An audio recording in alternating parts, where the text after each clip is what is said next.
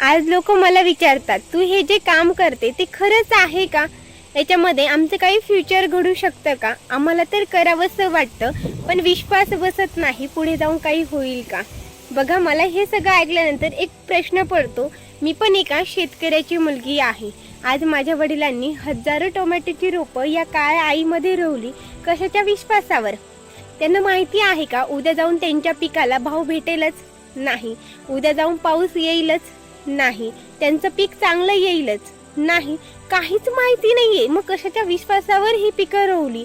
बघा, यशाची कधीच गॅरंटी नाहीये, फक्त त्यांना विश्वास आहे स्वतःच्या मेहनतीवरती.